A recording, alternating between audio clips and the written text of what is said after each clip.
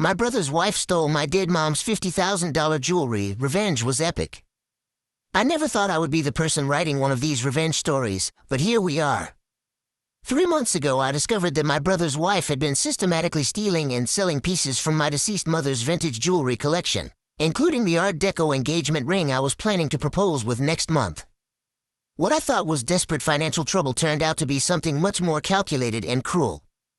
Let me start from the beginning because the whole situation is so twisted that I still can't believe it actually happened to my family. My mother passed away 11 months ago after a brutal fight with pancreatic cancer. She was only 54 and had been the glue holding our family together since my father died when I was 16. I'm the middle child, 27 now, with an older brother Marcus who was 30 and a younger sister Emma who just turned 24. Mom always said I was the most like her, probably because I inherited her love for vintage fashion and her careful way of preserving family history. The jewelry collection had been in our family for generations. My great-grandmother started it in the 1920s, and every woman in our family had added pieces over the decades. There were Art Deco brooches, Victorian cameos, a stunning 1940s sapphire necklace, and the crown jewel, great-grandmother's original 1923 engagement ring with its geometric diamond setting that was appraised at $15,000 just 2 years ago. The entire collection was worth about $50,000 according to the insurance documentation Mom kept meticulously organized. When Mom got sick, she made it very clear that the jewelry would be divided equally among the three of us after a 1-year waiting period. She said grief makes people do stupid things with sentimental items, and she wanted us to have time to process her death before making any decisions about the pieces. As the one who had always shown the most interest in the collection's history, I was designated as the temporary caretaker. The jewelry was stored in Mom's antique jewelry box in my apartment, and I was supposed to catalog everything and get updated appraisals before we divided it up this coming February. Marcus got married to Sarah 8 months ago, just 3 months after Mom died. I thought the timing was weird, but grief affects everyone differently.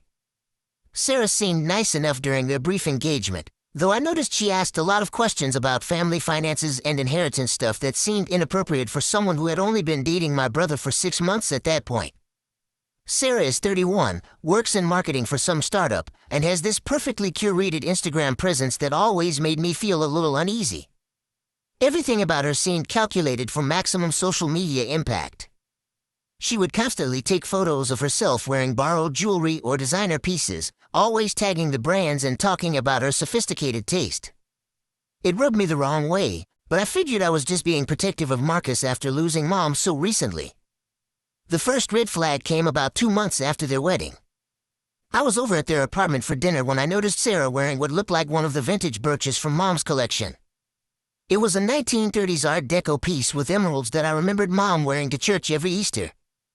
"That's a beautiful brooch," I said, trying to keep my voice casual. "Where did you get it?" Sarah touched it nervously. "Oh, this old thing. I found it at an estate sale last weekend." The woman said it was from the 1930s.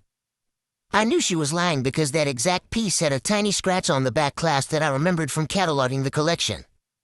But I didn't want to cause drama at family dinner, so I let it slide and made a mental note to check the jewelry box when I got home. Sure enough, the emerald brooch was missing. I called Marcus the next day and asked if Sarah had maybe borrowed it to wear to some event. He seemed genuinely confused and said he would ask her about it. When he called back, he said Sarah admitted to borrowing it but had forgotten to ask permission first.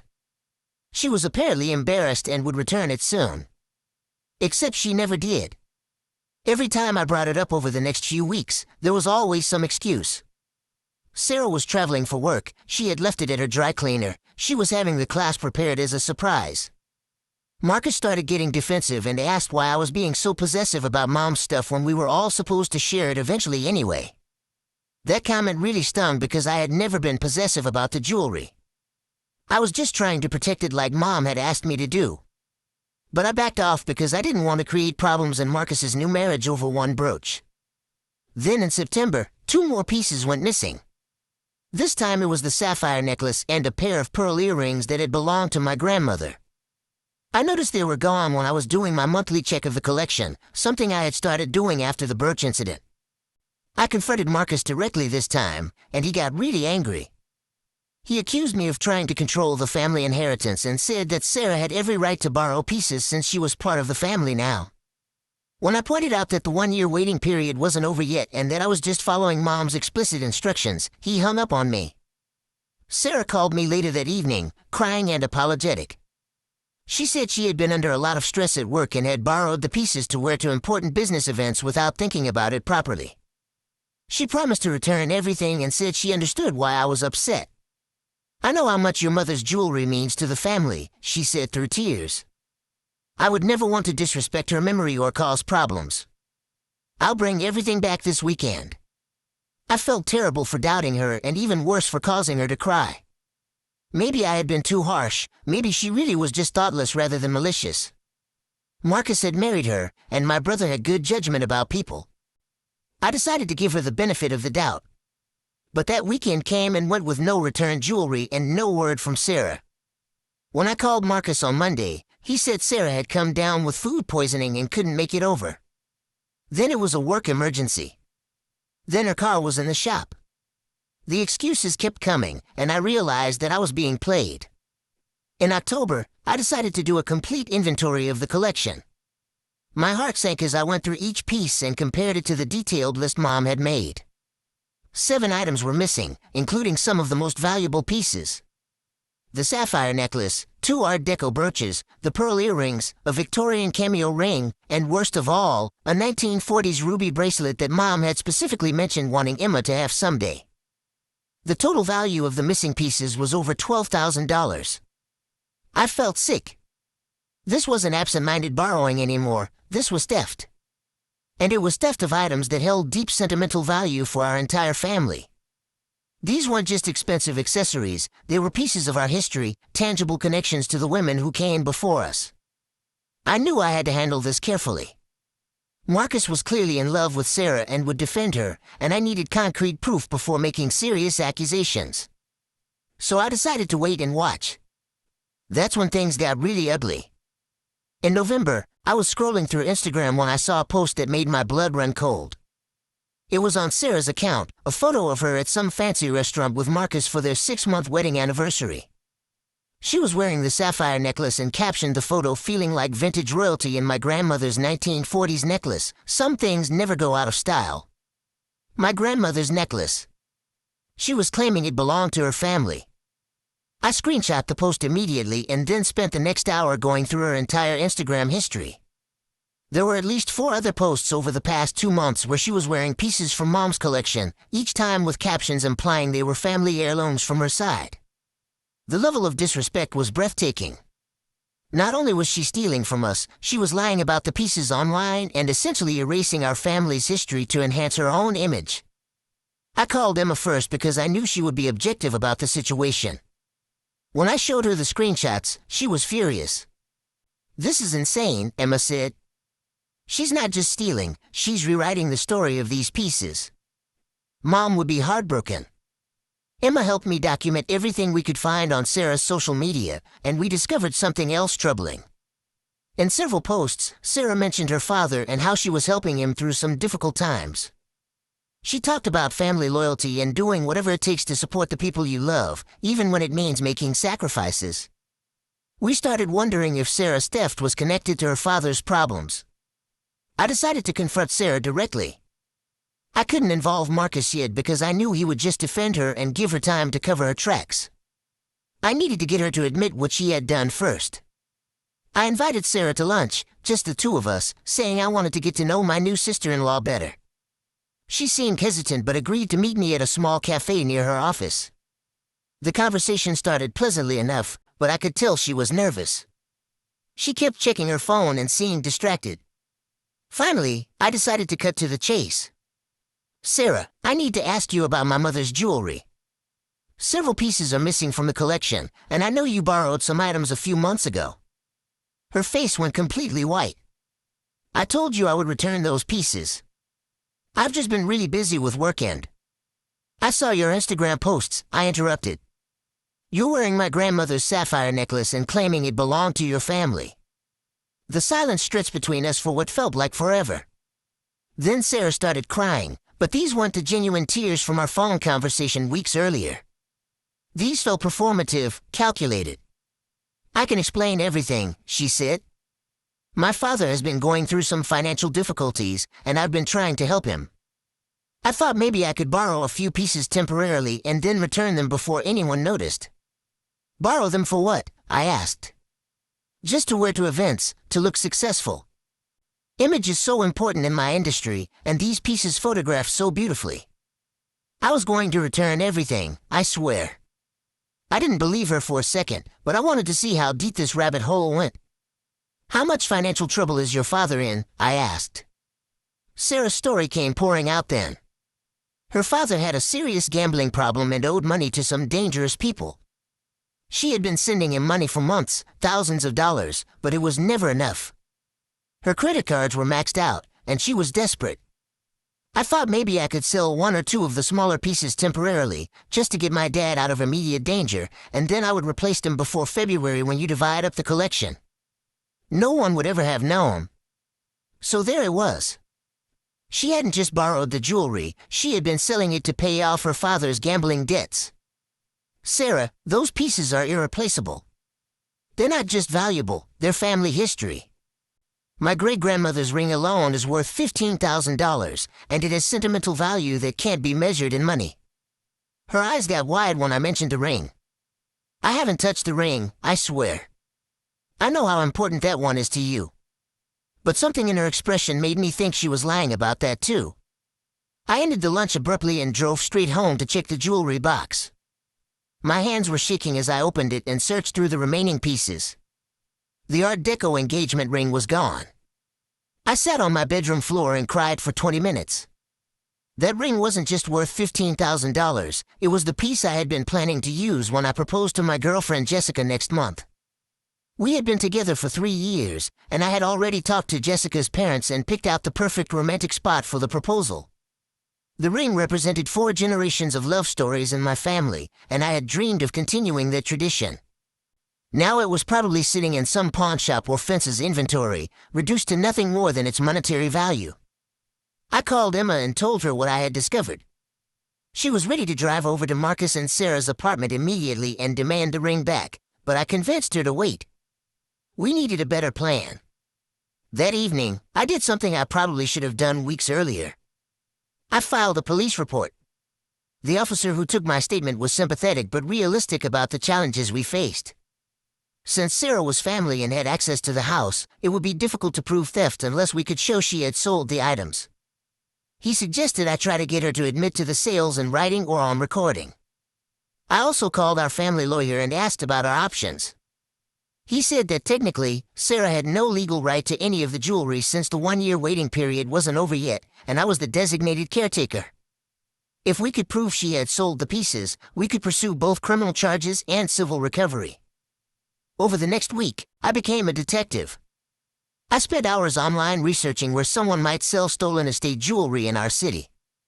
I found several shops that specialized in vintage pieces and a few that seemed more questionable in terms of asking where items came from. I also discovered something that changed everything I thought I knew about Sarah's situation.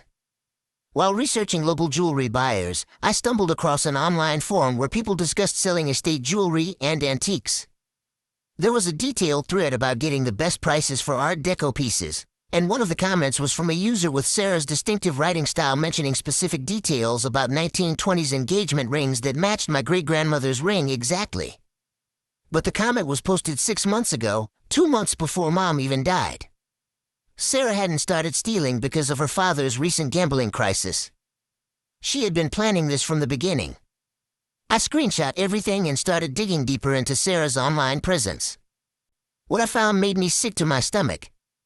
Sarah had accounts on multiple jewelry and antique forums under different usernames, but I could tell they were hers by the writing style and specific details she mentioned. She had been researching the value of vintage jewelry and the best places to sell it for months before Mom passed away.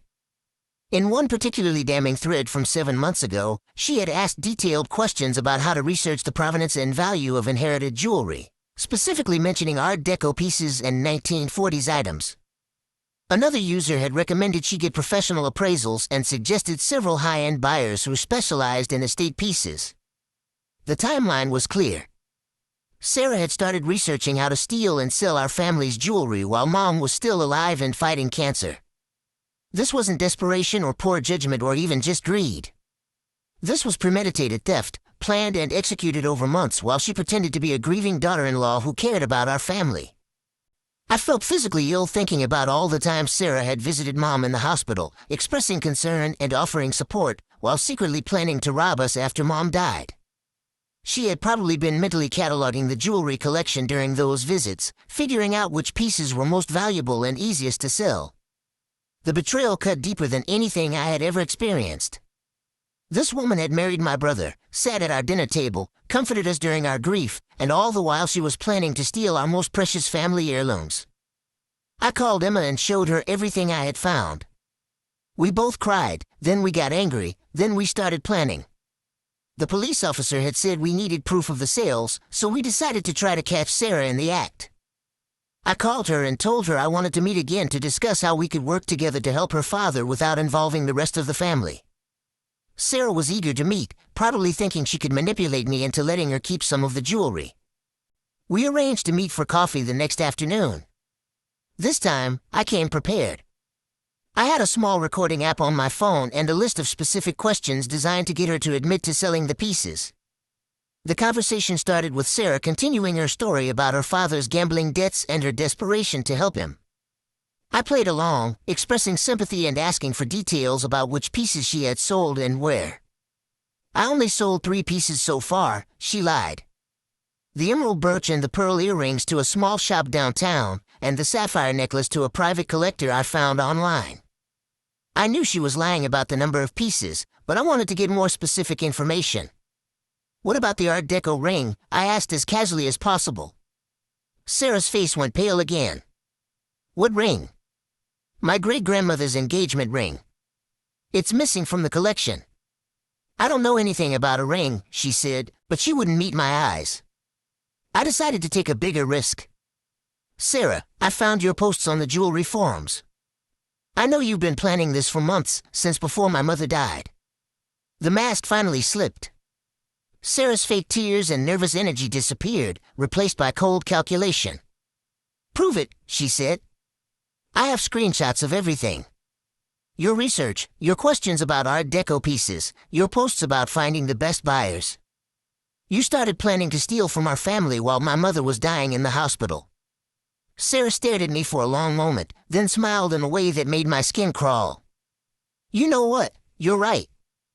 I did plan this. Your family has all this valuable stuff just sitting around, and none of you even really appreciate it. You treat those pieces like museum artifacts instead of enjoying them. At least I was getting some use out of them.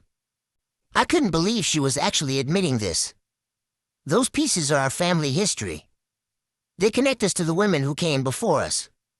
They're just jewelry, Sarah said coldly. Pretty things that are worth money.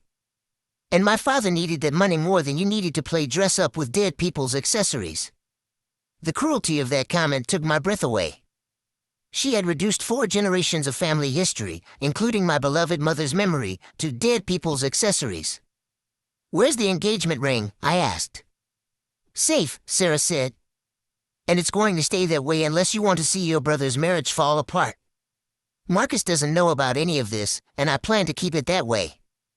If you cause problems for me, I'll tell him you've been trying to sabotage our relationship from the beginning because you're jealous of our happiness. I realized then that Sarah had been manipulating Marcus all along, probably making him think I was the problem while she systematically robbed our family. You can't keep stealing from us, I said. Watch me, Sarah replied. What are you going to do? Call the police? Good luck proving anything. I'm family now, I had access to the house, and Marcus will back up my story that we all agreed I could borrow pieces whenever I wanted. She stood up to leave, then paused and looked back at me with that same cold smile. Oh, and about that Art Deco ring, I already have a buyer lined up. He's paying $22,000 for it, which is $7,000 more than your little insurance appraisal. Turns out your family undervalued it by quite a bit. My heart sank. If she sold the ring to a private collector, I might never get it back. But Sarah had made a crucial mistake. She had admitted to everything while I was recording, and she had given me specific information about the buyer and the selling price. That evening, I called the police officer and played him the recording. He was impressed with the evidence and said we could definitely pursue criminal charges now. He also suggested I contact the local shops and buyers immediately to see if we could intercept any sales that hadn't happened yet. Emma and I spent the entire weekend visiting every jewelry shop, antique store, and estate buyer in the city. Most of them were helpful and agreed to contact us if anyone matching Sarah's description tried to sell Art Deco or vintage pieces. On Sunday afternoon, we hit the jackpot.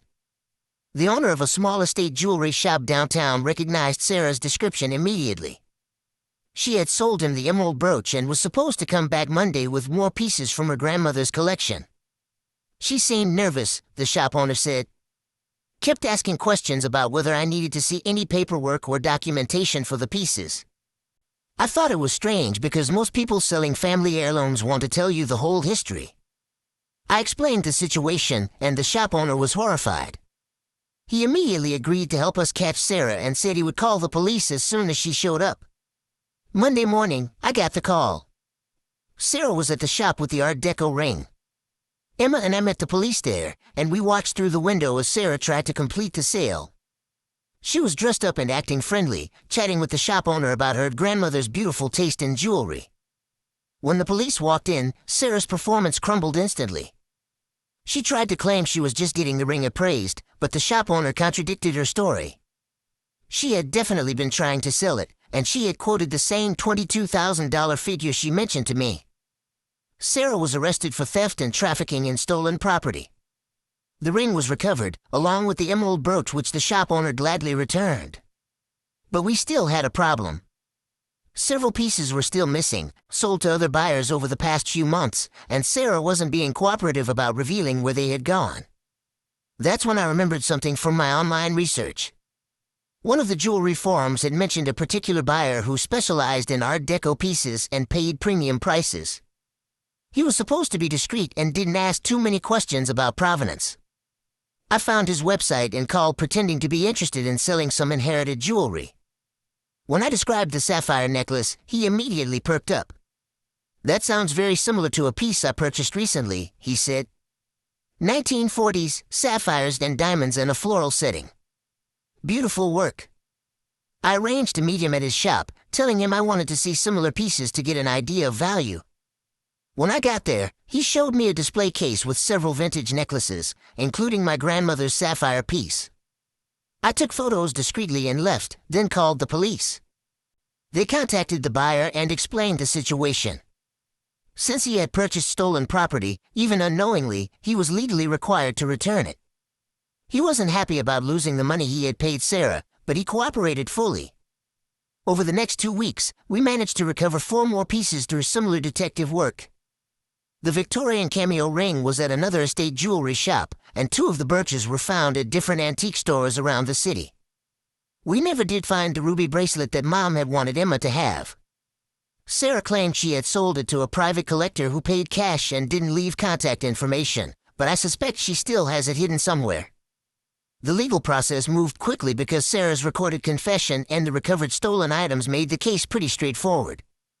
She was charged with multiple counts of theft and pleaded guilty in exchange for a reduced sentence. But the real confrontation came at our family's Christmas dinner. Marcus still didn't know the full extent of what had happened. The police had arrested Sarah quietly, and she had been released on bail pending sentencing. She had told Marcus that it was all a misunderstanding about borrowed jewelry and that I was being vindictive. I had been dreading telling Marcus the truth because I knew it would destroy his marriage and break his heart. But Emma convinced me that he deserved to know what kind of person he had married. Sarah showed up to Christmas dinner acting like nothing had happened, wearing a new dress and carrying an expensive purse that she definitely couldn't afford on her salary. She hugged everyone and made small talk, playing the role of the sweet daughter-in-law. I had prepared a folder with all the evidence, printed screenshots of her forum posts, copies of the police reports, and photos of the recovered jewelry. I waited until after dinner when the whole family was together in the living room. Before we exchanged gifts, I said, "There's something everyone needs to know about what's been happening with Mom's jewelry collection." Sarah immediately started to look panicked, but Marcus just looked confused. I laid out everything methodically, starting with the timeline of the missing pieces, then the Instagram posts, then the confession recording, and finally the arrest and recovery of the stolen items. The room was completely silent except for Sarah's quiet crying, but these were real tears this time, tears of fear and shame rather than manipulation. Marcus looked like I had punched him in the stomach. He kept staring at the evidence, then at Sarah, then back at the papers. "Is this true?" he asked Sarah quietly. She tried to deny it at first, claiming I had fabricated everything because I didn't like her. But when I played the recording of her confession, her voice admitting to planning the theft and calling our family heirlooms dead people's accessories, Marcus just put his head in his hands. "How could you do this?" he whispered. "These pieces meant everything to Mom. They were going to be part of our family's legacy for Emma's children, for our children." "I needed the money," Sarah said. "My father was in trouble, and I didn't know what else to do." "You could have asked," Marcus said. "You could have talked to me, to any of us.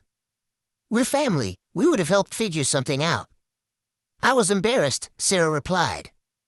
"I didn't want you to know about my father's problems." Emma spoke up then. "This wasn't about embarrassment. She started planning this before Mom even died. She married you to get access to our family's valuables." That was the moment Marcus's heart really broke. I could see it in his face, the realization that his marriage had been built on lies and manipulation from the very beginning. The rest of Christmas was awful. Sarah left early, and Marcus spent the evening asking questions about details he had missed, signs he should have seen. He was angry at himself for being fooled and angry at us for not telling him sooner. But by the end of the evening, he was mostly just sad. "I really thought I had found someone special," he said. "I thought she loved me for me, not for what our family had." Marcus filed for divorce 2 weeks later. The legal proceedings are still ongoing, but Sarah has agreed to pay restitution for the pieces that weren't recovered and to cover all the legal costs.